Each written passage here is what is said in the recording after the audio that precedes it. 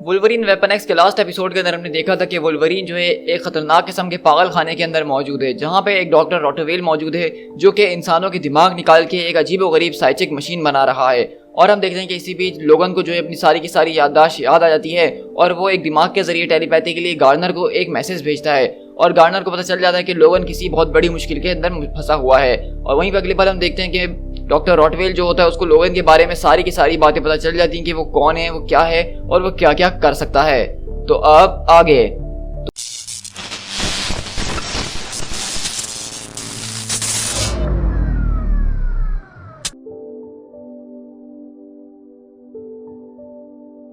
तो कहानी की शुरुआत हमारे पास बेसिकली होती है गार्नर के अपार्टमेंट से, जहाँ पे एक दस्तक होती है।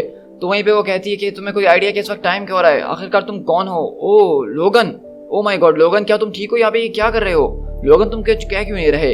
लेकिन वहीं हम अगले पल देखते हैं कि गार्नर जरा ये सब जो है अपने दिमाग के अंदर सोच रही होती है, उसको ये सारे के सारे विजन नजर आ रहे हैं। और वहीं से हम अगले पल शिफ्ट होते हैं जहाँ पे गार्नर बैठी हुई होती है और उसके सामने यहाँ पे नाइट क्रॉलर और साइलॉक मौजूद हैं जो कि वुल्वरीन के काफी क्लोज फ्रेंड्स हैं। तो वहीं से नाइट क्रॉलर बोलता है कि साइलॉक चलो अब हमें चलना होगा। तो वहीं से साइलॉक पूछती है क्या तुम उसके साथ सो रही हो आजकल? तो वो कहती है कि क्या नहीं, ऐसा कुछ भी नहीं हो रहा है, मतलब हम लोग एक साथ काम जरूर करते हैं, डेट्स ऑल, इसके अलावा हमारे बीच ऐसा कुछ भी नहीं है। तो वहीं से साइलॉक बोलती है कि देखो घबराने की जरूरत नहीं है, मैं कोई इसकी गर्लफ्रेंड नहीं हूँ। तो वहीं से गार्डनर पूछती है ओह चलो फिर ठीक है, चलो ये बताओ क्या उसकी कोई गर्लफ्रेंड है भी कि नहीं? तो वहीं से साइलॉक बोलती है कि यार इसके बारे में तो मैं कुछ खास नहीं जानती हूँ क्योंकि मुझे नहीं पता कि उसके पास कोई है कि नहीं। अगर मुझसे कोई छुपी भली हो तो वो अलग बात है क्योंकि मैं अभी मर के वापसी लौट कर आई हूँ और गॉड नोज मैं इस बारे में सोच रही हूँ कि वो आखिरकार तुम्हारे पास क्यों आ रहा है क्योंकि वो तो तुम्हें हार्डली जानता तक नहीं है। वहीं से गार्डनर बोलती है चलो एक काम करना कि तुम उसको तलाश करो लेडी, और जब वो तुम्हें मिल जाए तो तुम उससे ये सवाल खुद ही पूछ लेना कि वो मेरे पास क्यों आ रहा है। और वहीं से वो बताती है डेनविच सैनिटोरियम, वुल्वरीन को जो है वहीं पे ट्रैप किया गया है, वो उसके साथ कुछ अजीब और गरीब चीजें करने की कोशिश कर रहे हैं। वो एक काफी ज्यादा जबरदस्त किस्म के हॉरिबल पेन के अंदर इस वक्त मौजूद है। मैंने उसको रोते हुए सुना है अपने दिमाग के अंदर। मैं जानती हूँ ये काफी क्रेजी साउंड कर रहा है लेकिन ऐसा लग रहा है कि मैं उसको देख रही थी, मैं उसके सामने खड़ी हुई थी। लोगन ने मुझे ये नंबर दिया था जब हम लोगों ने एक साथ काम करना शुरू करा था क्योंकि वो जानता था कि कभी ना कभी हम किसी ना किसी मुसीबत में ऐसे फंस जाएंगे। तो उसने मुझसे कहा था कि जब कोई ऐसी बात हो तो वो इस नंबर पे कॉल करना, तो इसीलिए मैंने कॉल करके तुम लोगों को यहाँ बुला लिया। तो नाइट कलर बोलता है कि आपने बिल्कुल ठीक काम करा है गार्डनर, हम इसके आगे से टेक केयर कर लेंगे इस चीज को, आपको परेशान होने की जरूरत नहीं है। और इसी तरह हम लोग यहाँ से सीधा जो है सैनिटोरियम जो होता है उसके अंदर हम लोग शिफ्ट होते हैं जहाँ पे नाइट कॉलर और साइलॉक टेलीपोर्ट होते हुए आते हैं और वो लोग सीधा जो है उसी लैब के अंदर पहुंचते हैं जहाँ पे वो ब्रेन मशीन रखी हुई होती है। तो वहीं से नाइट कॉलर बोलते हैं कि यहाँ पे इतने ज्यादा ब्रेन्स आखिरकार ये किस लिए यहाँ पे हैं? तो वहीं पे साइलॉक चेक करके बताती है कि ये एक बहुत ही बड़ी जायंट जो है साइकिक इंजन है, इससे पहले मैंने इस जैसा आज तक कुछ नहीं देखा। My God it's unbelievably powerful, इसकी पावर इतनी ज्यादा है कि ये मेरी मेंटल डिफेंसेस को जो है शैटर करने की कोशिश कर रही है जबकि मैं खुद एक साइकिक हूँ। तो वहीं से नाइट कॉलर बोलता है कि चलो फिर तो हमें ज्यादा वक्त बर्बाद नहीं करना चाहिए, उसको फौरन से तोड़ देना चाहिए।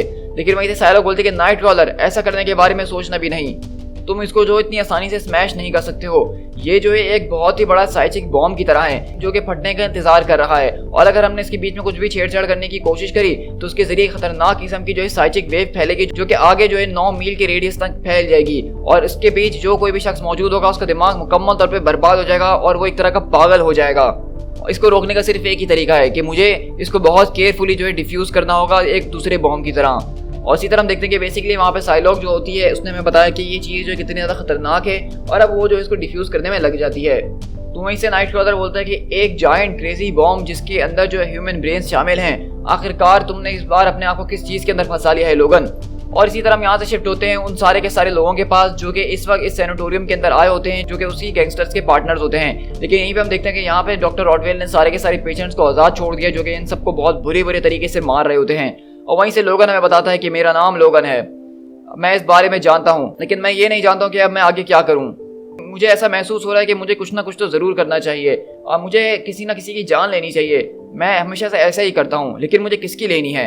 तो वहीं पे वुल्वरीन के दिमाग के अंदर अपना ख्याल आता है और वो कहता है कि किल एवरीवन। लेकिन वहीं से हम अगले पल अलग अलग शॉट्स देख रहे होते हैं जहाँ पे रॉटवेल जो है वो वुल्वरीन की सारी इन्फॉर्मेशन देखने में उसको देख रही होती है। वहीं से साइलॉक जो है उस ब्रेन को जो है चीरने की, फाड़ने की और डिफ्यूज करने की कोशिश कर रही होती है। और वहीं से लोगन जो है इस परेशानी में मौजूद होता है कि आखिरकार उसको मारना है तो किसको मारना है और वो यहाँ पे इन सबके बीच जो एकदम फंस चुका होता है। लेकिन अचानक हम देखते हैं कि जब वहाँ पे साइलॉक जो है सारे के सारे ब्रेन्स को जैसे ही बंद करती है एक एक करके तो अचानक वहाँ पे लोगों की आंखें खुल जाती हैं। लेकिन वहीं से हम यहाँ से डॉक्टर रॉटवेल के पास शिफ्ट होते हैं जो कि यहाँ पे अपने कमरे के अंदर बैठ के यहाँ पे सारे की सारी चीज़ों के ऊपर नजर रख रहा होता है। और वहीं से उसकी जो नर्स होती है वो आगे कहती है कि डॉक्टर रॉड मेरे ख्याल से हमारे यहाँ से निकलने का वक्त आ चुका है, कि आपको नहीं लगता है?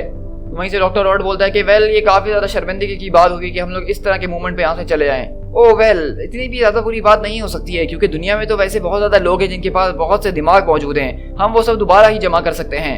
हमें जो है अपनी मशीन को दोबारा से रीबिल्ड करना होगा ऑफ कोर्स, और उसके अंदर थोड़ा बहुत टाइम लग ही जाएगा, लेकिन हम लोग मिलके वो जरूर कर ही लेंगे। लेकिन वहीं से वो नर्स कहती है कि डॉक्टर रॉड जरा सामने देखिए, और वहीं हम अगले पल देखते हैं कि वहां पे बेसिकली वुल्वरीन वहां पे पहुंच चुका होता है डॉक्टर रॉड के पास, और वो सीधा आके अपने क्रॉस के जरिए उसके पेट के ऊपर वार करता है, जिससे उसकी पूरी की पूरी अंतड़ियां इंटेस्टाइन्स जो होती हैं वो निकल के यहाँ पे जमीन पे गिर जाती हैं। मतलब इतना ज्यादा डार्क कॉमिक आपने आज तक मेरे चैनल पे नहीं देखा होगा, इस बात की मैं आपको गारंटी दे सकता हूँ। और वहीं पे हम देखते हैं कि लोगन यहाँ पे खतरनाक किस्म से उस पर अटैक करके उसकी बहुत बुरी हालत कर देता है, और वहीं पे पीछे से वो नर्स आती है, उसके ऊपर इंजेक्शन लगाते हुए बोलती है कि डाई यू बास्टर्ड। लेकिन लोगन के पास अब उसकी सारी की सारी पावर्स मौजूद है, तो उसको इस इंजेक्शन से कोई खास असर होता नहीं है, और वहीं पे वो इंजेक्शन निकाल के फेंक देता है। लेकिन डॉक्टर रॉड वो वहाँ पे कहता है कि तुम सिंपली जो सही तरीके से रिस्पॉन्ड नहीं कर रहे हो जिस तरह तुम्हें करना चाहिए था अपनी ट्रीटमेंट के ऊपर। पेशेंट एक्स वो जो अंतड़ियां उसके पेट से निकली होती हैं, डॉक्टर रॉड जो है वो उसी का इस्तेमाल करके लोगन के गले को अपनी अंतड़ियों से बांध के उसको गला घोटने लग जाता है। आई मीन टू से यार ये डॉक्टर रॉड क्या चीज है, ये पूरा का पूरा इंसेन है। मतलब कार्नेज को हम समझते थे मार्वल कॉमिक्स के अंदर कि वो खतरनाक किस्म का पागल इंसान है, लेकिन यहाँ पे डॉक्टर रॉड का जो कैरेक्टर इन्होंने दिखाया है और उसको जिस खूबसूरती से दिखाया है, तो कार्नेज भी उसके सामने सिर्फ एक बच्चा और कुछ नहीं। और वहीं से डॉक्टर रॉड बोलता है कि आई एम अफ्रेड कि अब वक्त आ चुका है कि हमें तुम्हें टर्मिनेट करना ही होगा, तुम हमारी ट्रीटमेंट में सही तरीके से काम नहीं कर रहे हो। लेकिन वहीं पर अगले पल लगते हैं कि लोगन उसको उठा के पीछे फेंकता है, लेकिन वहीं पे डॉक्टर रॉड 2 इंजेक्शंस निकालता है अपने पास से, और वो दोनों इंजेक्शन वुल्वरीन की जो है आंखों के अंदर घोप देता है डॉक्टर रॉड, और लोगन यहाँ पे बहुत जोर जोर से चिल्ला रहा होता है। और वहीं पर अगले पल हम देखते हैं कि वो नर्स भी आती है और एक फायर एक्सटिंग्विशर उठा के वुल्वरीन के ऊपर मारती है। और वहीं से डॉक्टर रॉड जो है अपना दराज खोलती है, जिसके अंदर अजीब और गरीब खतरनाक किस्म के वेपन्स मौजूद होते हैं, जो कि वो इस्तेमाल करते हैं सारे के सारे लोगों को मारने के लिए। लेकिन वहीं अगले पल लोगन जो है वो अंधाधुंध हाथ चला रहा होता है अपना, और अचानक उसका क्लॉ जो है उस फायर एक्सटिंग्विशर के ऊपर लगता है, जिससे वहां पे हर तरफ जो है वो धुआं ही धुआं स्मोक हो जाता है। और वहीं से लोगन चिल्लाता है कि रॉडवेल कहाँ हो तुम, अब तुम मेरी नजर में एक डेड मैन हो और कुछ भी नहीं। तो रॉडवेल बोलता है कि नहीं, मुझे ऐसा नहीं लगता है, हम रॉटवेल जो है वो बहुत ही ज्यादा रिजिलियंट हैं, हम किसी भी चीज से बच सकते हैं। और हम देख रहे हैं कि बेसिकली रॉटवेल के पास ऐसा लग रहा है कि किसी ना किसी किस्म की कोई ना कोई सुपर पावर तो मौजूद है, क्योंकि अभी अभी उसकी पूरी की पूरी अंतड़ियां फाड़ डाली वुल्वरीन ने और उसको कुछ भी नहीं हुआ, और वो दोबारा खड़ा हो गया, उठ के उसने बैंडेजेस से अपने पेट को बांध लिया और ऐसा लग रहा है कि वो बिल्कुल ठीक है। और वहीं से हम देखते हैं कि रॉटवेल वहां पे एक आदमी के पास आता है जो कि यहीं पे घूम रहा होता है, जो कि यहीं का इनमेट होता है, और रॉटवेल उसका पकड़ के उसका सर धड़ से अलग कर देती है और फौरन ही उसका दिमाग निकाल के अपने हाथ में ले लेता है और कहता है कि हम रॉटवेल जो है हम अपने रास्ते खुद बनाना जानते हैं, हम जानते हैं कि हमें क्या करना होगा, और मुझे अपना रास्ता बनाने के लिए सिर्फ अब जो है कुछ पेपर क्लिप्स, एक चीज ग्रेटर और 9 वोल्ट बैटरी की जरूरत है, और एक धड़कता हुआ दिल जो कि हमिंग बर्ड का होना चाहिए, और एक एग्जॉस्ट फैन चाहिए जो कि 1979 क्रिसलर गाड़ी का होना चाहिए। मेरे रास्ते से दूर हटो, मेडिकल साइंस जो है वो अपने मार्च के ऊपर निकल रही है। और इस तरह हम देखते हैं कि रॉटवेल वहां से भागना शुरू करता है, वो दिमाग लिए, और लोगन उसका पीछा करता है चिल्लाते हुए कि रॉटवेल तुम यहाँ से अब कहीं नहीं जाने वाले हो। तो वहीं से रॉटवेल बोलता है कि आई एम अफ्रेड कि मुझे जाना होगा डियर बॉय, लेकिन परवाह करने की जरूरत नहीं है, मैं हमेशा तुम्हारे आसपास ही रहूंगा। जहाँ कहीं भी तुम्हें लाशें गिरी हुई मिलेगी बहुत बुरे तरीके से, तो समझ जाना कि मैं वहां पे मौजूद हूँ। जब भी कोई शख्स एक दूसरे शख्स को खा रहा हो, या फिर कोई किसी की खाल को चीर के उसके जरिए अपना ड्रेस बना के पहन के घूम रहा हो, तो समझ जाना कि उसके पीछे मैं ही हूँ। मैं वहां पे मौजूद हूँ जहाँ पे मैं एक आदमी का मर्डर कर रहा हूँ और वो चिल्ला रहा होगा। मैं वहां पे भी मौजूद हूँ उस बच्चे के साथ जो कि उस बिल्ली के ऊपर हंस रहा होगा जिसको वो टॉर्चर कर रहा है। जहाँ कहीं भी तुम्हें हवा के अंदर मैडनेस महसूस हो, जहाँ पे तुम्हें लग रहा हो कि इंसानों के साथ इतना बुरा सलूक कोई नहीं कर सकता है, तो समझ जाना कि मैं वहां पे भी मौजूद हूँ। मैं तुमसे भी बहुत ज्यादा करीब हूँ लोगन, तुम समझ नहीं रहे हो। जब भी तुम अपनी आंखों बंद करोगे तो मैं तुम्हारे साथ हूँगा, जब भी तुम अपनी लवली क्लॉज को पॉप करने की कोशिश करोगे तो मैं वहां पे भी मौजूद हूँगा। मैं अभी तो फिलहाल इन सारे के सारे क्लॉज को तुम्हारे मुंह के ऊपर पॉप करने वाला हूँ। लेकिन वहीं अगले पल हम देखते हैं कि यहाँ पे रॉटवेल मौजूद होता है, और उसने अभी कुछ सेकंड्स के अंदर जो दिमाग निकाला था उसके अंदर उल्टी पुल्टी कुछ चीजें घुसा के, कांटे चमचे कंगे घुसा के एक अजीबो किस्म की डिवाइस बना ली है। और वहीं से रॉटवेल बोलता है तुम्हारी सोच काफी ज्यादा मजेदार है, लेकिन परहैप्स इसको किसी और दिन के लिए इंतजार करना पड़ेगा। और अगले पल हम देखते हैं कि वो जो उसने दिमाग बनाया था इंसान का, उसके जरिए वहां पे खतरनाक किस्म का ब्लास्ट होता है। तो वहीं से हम अगले पल शिफ्ट होते हैं नाइट कॉलर के पास और कहता है कि ये आखिरकार हुआ क्या है। अभी ये एक और जो है छोटा सा साइचिक बॉम्ब था जिसके फटने से तकरीबन 30 सेकंड तक हम लोग बिल्कुल पागल हो चुके थे, और ये टाइम काफी था रॉटवेल को यहाँ से भागने के लिए। तो वहीं से हम देखते हैं कि नाइट कॉलर बोलता है कि आखिरकार मेरे मुंह के अंदर ब्लड का टेस्ट क्यों आ रहा है, और ये बाल किसके हैं। तो साइलॉक बोलती है कि मुझे लगता है कि ये बाल मेरे हैं, देखो पिछले 30 सेकंड के अंदर क्या हुआ उसके बारे में हमें कुछ नहीं पता है, लेकिन हमें शायद ऐसा ही प्रिटेंड करना चाहिए कि हमारे साथ कुछ नहीं हुआ है। ऑलराइट। तो वहीं से नाइट कॉलर बोलता है कि चलो ठीक है, बहुत बढ़िया, अब हमें इन लोगों को मदद लेनी होगी और हमें फौरन जो है लोगन को ढूंढ के यहाँ से बाहर निकालना होगा। लेकिन आखिरकार ये लोगन है कहाँ पे। और उसी तरह हम देखते हैं कि बेसिकली लोगन जो है यहाँ से सीधा जो है गार्डनर के पास पहुंच चुका है, उसके अपार्टमेंट में ही मौजूद होता है। लेकिन हम देख रहे हैं कि ये पूरा का पूरा जो एक साइकोलॉजिकल अटैक हुआ है वुल्वरीन के ऊपर, उसके जरिए वुल्वरीन का दिमाग कुछ खराब जरूर हुआ है, क्योंकि हम देखते हैं कि लोगन के हाथ पांव कांप रहे हैं और वो अपने आप को अपने क्लॉस में मारने की कोशिश भी कर रहा होता है। लेकिन यही से हम लोग एक वैन के अंदर शिफ्ट होते हैं, जहाँ पे उस वैन के जो ऑनर्स होते हैं उनको बहुत ही ज्यादा बुरी तरीके से यहाँ पे मर्डर कर दिया गया है। और वहीं से रॉटवेल बोलता है कि आउच, आई मीन टू से, क्या तुम्हें कोई आइडिया है कि तुम यहाँ पे क्या कर रही हो? क्या तुमने कोई मेडिकल ट्रेनिंग वगैरह भी ली है या नहीं ली किसी से? तो वहीं से वो नर्स बोलती है कि नहीं, मैंने कोई ट्रेनिंग नहीं ली, अगर आपको याद हो तुमने तो मुझे ऐसे ही नर्स बना दिया था क्योंकि मैं तुम्हें काफी ज्यादा पसंद थी। तो रॉटवेल बोलता है कि हाँ मुझे याद है। उस तरह हम देखते हैं कि बेसिकली रॉटवेल का जो पेट चीरा गया था वो उसके ऊपर यहाँ पे बड़े बड़े टाँके स्टिचेस लगा रही होती है। तो वहीं से वो नर्स पूछती है कि डॉक्टर रॉटवेल, मुझे आपसे एक सवाल करना है कि जब आप पेशेंट एक्स को जो है उस मशीन के जरिए हुक करके उसके दिमाग की सारी इन्फॉर्मेशन निकाल रही थी, आपने उसके माइंड के अंदर झांका था और आप बार बार सिर्फ एक ही अल्फाज बोले जा रहे थे कि ये ब्यूटीफुल है, तो आखिरकार वो ऐसी कौन सी चीज थी जो इतनी खूबसूरत थी?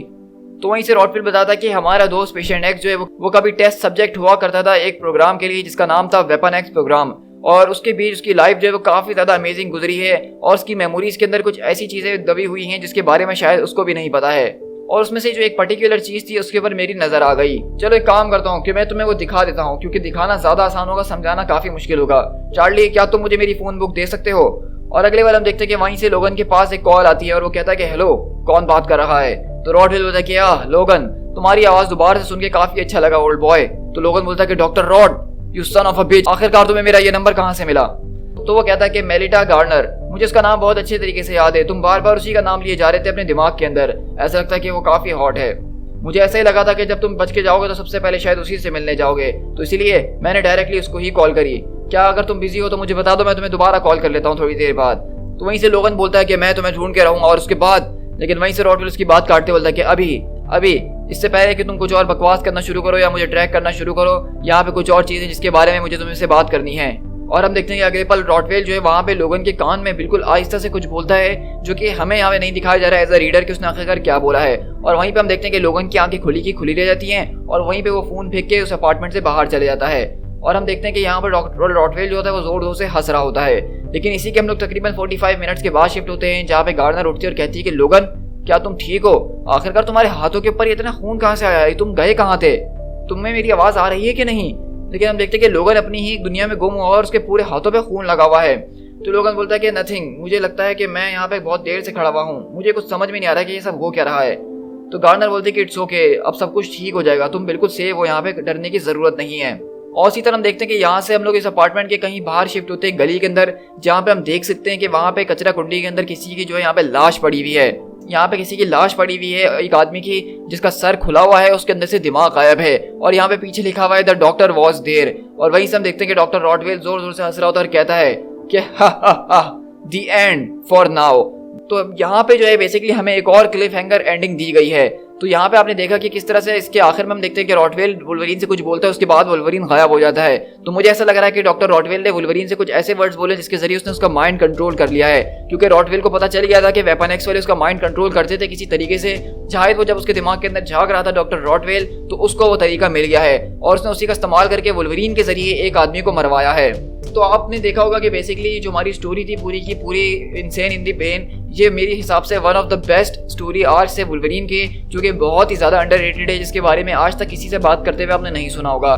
मेरे चैनल के ऊपर होने वाले ये सबसे ज़्यादा डार्केस्ट कॉमिक में से एक है, जिसके अंदर हमने सबसे ज़्यादा ब्लड देखा है, सबसे ज़्यादा गोर देखा है। और यही नहीं कि इसमें सिर्फ ब्लड था और ये सब चीज़ें मौजूद थी, बल्कि इसमें जो था इसकी स्टोरी वो बहुत ही ज़्यादा एक सॉलिड स्टोरी थी। और डॉक्टर रॉटवेल एक ऐसा विलन है जिसके बारे में आज से पहले आपने आज तक कभी नहीं सुना होगा, लेकिन अगर देखा जाए इसके कैरेक्टर को तो ये बहुत ही ऑसम एक टोटली इंसेन इंसान है। और मैं जरूर देखना चाहूंगा डॉक्टर रॉटवेल को आगे के कॉमिक्स के अंदर भी, और जो उसके कॉमिक्स हैं वो सब मैं आपके साथ टाइमलाइन के जरिए अपनी शेयर करता ही रहूंगा। लेकिन अभी के लिए हमने देखा कि हमारे पास एक क्लिफ हैंगर एंडिंग आ गई है, जहाँ पे वुल्वरीन के दिमाग में अभी भी रॉटवेल की कुछ चीज़ें मौजूद हैं और रॉटवेल उससे अपना इस्तेमाल करवा रहा है। लेकिन अब इसके बाद हमारे पास वुल्वरीन का एक नया स्टोरी आर्क आएगा, और अगला जो हमारा इशू होने वाला है वो बेसिकली एक तरह का वन शॉट होने वाला है। वो कोई स्टोरी आर्क नहीं होगा, जिसमें हम वुल्वरीन की लव लाइफ के हवाले से सारी की सारी चीज़ें देखने वाले हैं। सो गाइस, आई होप कि आपको ये आज का स्टोरी आर्क और ये पूरी की पूरी वीडियो बहुत ही ज़्यादा पसंद आई होगी।